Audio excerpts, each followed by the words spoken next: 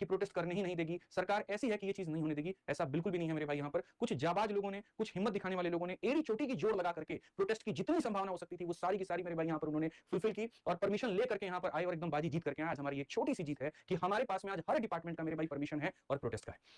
सबसे पहले एमसीडी के अंदर में एक हॉर्टिकल्चर डिपार्टमेंट आता है, वहां पर मेरे भाई परमिशन लिया गया। आप पूछ रहे थे कितने दिन से शांत क्यों गए, आप इतने दिन से ठहर क्यों गए? ठहरे नहीं थे मेरे भाई। अगर 2 कदम शेर पीछे लेता है तो इसका मतलब ये नहीं है कि वो डर गया, इसका मतलब ये कि छलांग बहुत बड़ी होने वाली है। हमें इतना समझ में आ गया था कि ये हो हल्ला से काम नहीं चलने वाला है, एक संवैधानिक तरीका अपनाना पड़ेगा जिसमें यहाँ सरकार को भी कोई दिक्कत ना हो, हमारे बच्चों को भी कोई दिक्कत ना हो। हमें ये भी ध्यान रखना था कि किसी बच्चे के ऊपर में कार्रवाई ना हो, हमें ये भी ध्यान रखना था मेरे भाई यहाँ पर कि किसी बच्चे का सिर ना फूटे, किसी के ऊपर एफआईआर ना हो, किसी के ऊपर लाठी ना चले। हमें ये भी ध्यान रखना था कि सरकार यहाँ पर कोई गलत ना करे। और मिल करके मेरे भाई यहाँ पर बच्चों ने बहुत शानदार तरीके से मेहनत करके पूरा का पूरा यहाँ परमिशन वो लेकर के आए। पहले परमिशन मिला एमसीडी से, फिर डीसीपी ऑफिस में रिक्वेस्ट डाली और डीसीपी ऑफिस रिक्वेस्ट डालने के बाद में तब यहाँ पर फिर फाइनल हमारे पास में एमसीडी का परमिशन आ चुका है कि जी आप दिल्ली के सबसे बड़े मैदान रामलीला मैदान में धरना दे सकते हैं और वहां से बात अपनी सरकार तक पहुंचा सकते हैं और ये सरकार को वहां झुकना पड़ेगा। आज हमारे पास में दिल्ली के एमसीडी ऑफिस से परमिशन है, दिल्ली के डीसीपी ऑफिस से परमिशन है, सिक्योरिटी चार्जेस पे हो चुके हैं, सब कुछ यहां पर हो चुका है और पूरा मैदान मेरे भाई यहां तैयार हो चुका है। मैं आपको इस बात को बता दूं और परमिशन साफ तौर पर मैं आपको दिखा दूं, हम कहीं पर भी कोई भी काम इलीगल नहीं करेंगे जिससे हमारे बच्चों के ऊपर में बात आए और इस एडिक्विटी को हटा करके रहेंगे। एक ऐसी संस्था यहां पर जिसने बच्चों के साथ मजाक किया है, खिलवाड़ किया है, यहां पर कहीं ना कहीं उनके साथ में धोखा किया है, उसको हटाने की बारी अब आ चुकी है, उसको जड़ से उखाड़ने की बारी आ चुकी है और उसको हम लोग नहीं छोड़ेंगे। पीछे से पूरी तरीके से आदमी इसमें लगा हुआ था और मैं आपको बताऊं दिल्ली के इतिहास में अन्ना के आंदोलन के बाद में ये दूसरा एक ऐसा आंदोलन होने वाला है रामलीला ग्राउंड में जिसकी परमिशन मिली है। सबसे बड़ी बात। दूसरी बात, पूरे भारत में दिल्ली में अगर हम बात करें तो बच्चों का ये सबसे बड़ा आंदोलन होने वाला है जो किसी संस्था के खिलाफ है, जो उनके यहाँ पर हो रही कमियों के ऊपर में खिलाफ है, जो उनके साथ हो रही नाइंसाफी के ऊपर में खिलाफ में। और ये सारा का सारा परमिशन मिल चुका है और जगह कहां है, डेट कहां है, मैं बता देता हूं। 24 अगस्त को यहां पर डेट मिला है। 24 अगस्त से लेकर के आप आगे तक कंटिन्यू कर सकते हैं, लेकिन एक महाशक्ति प्रदर्शन करने की आवश्यकता है जो आप सभी मिलकर के करेंगे, सभी शिक्षक मिलकर के करेंगे, सभी बच्चे मिलकर के करेंगे और वो करेंगे 24 अगस्त सुबह 9 बजे से। जगह कहां पर होगी तो रामलीला मैदान। और कहां पर है तो ये दिल्ली में नियरेस्ट मेट्रो स्टेशन, मेरे भाई नई दिल्ली मेट्रो स्टेशन है, येलो लाइन।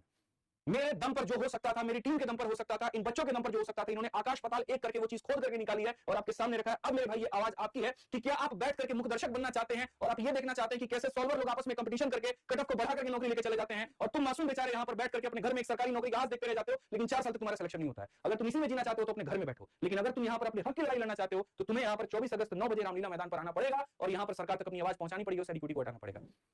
इसके अलावा जीवन में तुम्हारे पास में ऐसा मौका नहीं मिलने वाला है। कितनी विनतियां करनी पड़ी, कितने जुगाड़ लगाने पड़े, कितनी सेटिंग करनी पड़ी, क्या क्या नहीं करना पड़े मेरे भाई, ये सारे के सारे परमिशन के लिए हम लोग जानते हैं। और इस परमिशन के साथ में हम आप लोगों के लिए बहुत सारे सवाल मैं आपको क्लियर करने वाले हैं। सबसे पहला मेरे भाई जो नैरेटिव सेट कर दिया गया कुछ लोगों बेवकूफ लोगों के द्वारा कि बच्चों के ऊपर में एफआईआर करने के लिए आप उनको बुलाते हैं। मेरे भाई अगर ऐसा हो गया कि लोग एफआईआर के डर से जाने धरने पे बंद कर दिया ना तो मेरे भाई वैसे केस में सरकार इतनी मजबूत हो जाएगी कि वो जो करना चाहेगी वो कर देगी।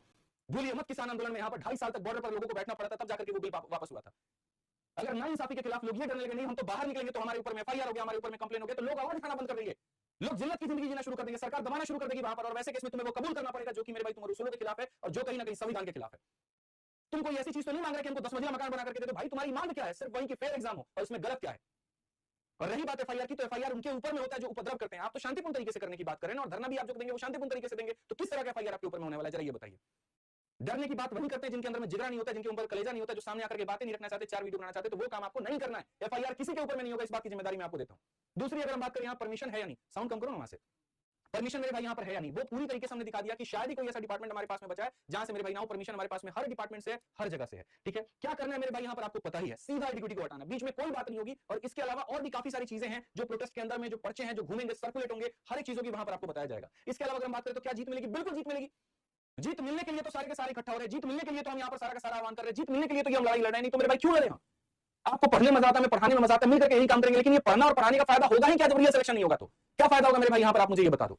ठीक है, और सबसे बड़ी बात की व्यवस्था है या नहीं, कुछ लोग ये भी ध्यान रखते हैं। तो भाई मेरे ऐसा नहीं था कि रात में सपना आया और सुबह परमिशन का ऑर्डर मिल गया। एक एक चीज के ऊपर में काम हुआ। हजारों की संख्या में वॉलंटियर्स हमारे साथ में जुड़े हैं जो इस पूरी तरीके से इसको पूरा लीड कर रहे हैं। आपके पास में दिल्ली पुलिस का परमिशन है, आपके पास में एमसीडी का परमिशन है, वहां पर आपके पास में पूरा प्रॉपर टेंट लगा हुआ मिलेगा, माइक मिलेगा, चटाई लगी हुई मिलेगी, उसके पास कूलर होगा, पंखे होंगे, सारी चीजें होंगी। खाने की व्यवस्था भी रखी गई है कि जो बच्चे दूर दूर से हमको अलग अलग जगह पर जाकर के खोजना ना पड़े कि खाना कहां मिलेगा।